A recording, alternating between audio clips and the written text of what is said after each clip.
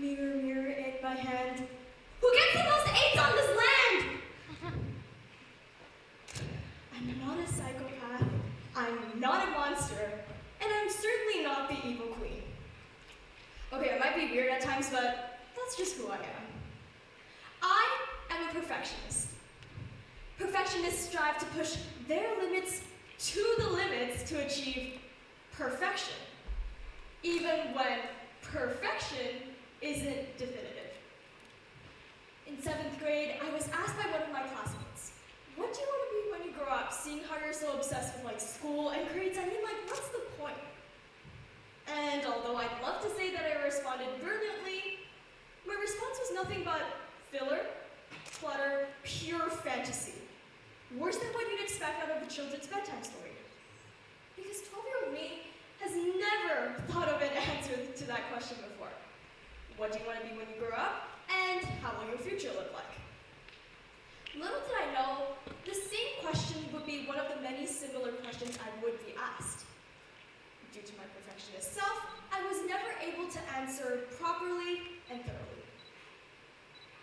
Because every time I stare into the same reflection of myself, I am faced with the same embodiment of mistakes and regret.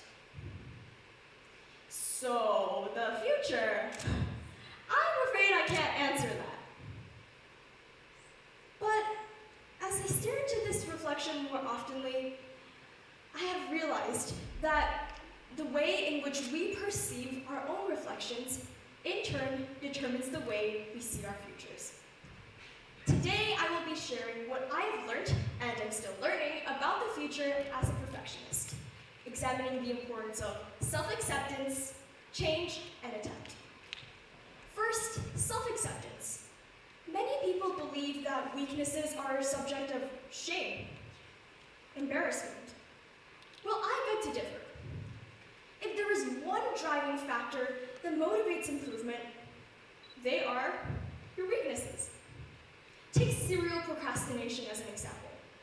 If one were to adapt and accept it as a weakness instead of self-deprecation, they would be more inclined and encouraged to overcome their obstacles. Because the only thing self-bullying does is wreck. Slowly, yet eventually, a person's ego from the inside and out. This might sound like pure fantasy, and I don't blame you. The way in which society has perceived the concept of weaknesses has been utterly pessimistic. It has pushed generations into believing that just because one person isn't as good as another, they're considered incompetent, neglecting the painstaking efforts of those, only to be labeled as not good enough. Therefore, in a world with many others, accepting ourselves would benefit our futures, because only then are we able to sympathize, empathize, and accept the lives of others. Secondly, change. I'm sure everyone in this audience knows that the world doesn't stop. People come and go, and there are good days and bad days. Dear audience, let me ask you a question. Are your goals truly for improving yourself, or are they for your reputational outlooks for the sake of other people? Change is a superpower that we all manifest, but a superpower that others often take advantage of. Thus, let change be in your control, and the advice of others as inspiration which you can accept or deny at any time. Not only does this put true focus on ourselves, it allows each and every one of us here to experience the satisfaction of working and changing for the sake of us. The truth is, we can never please every single person that we see and meet, but we can most impactfully satisfy one person, and that is ourselves.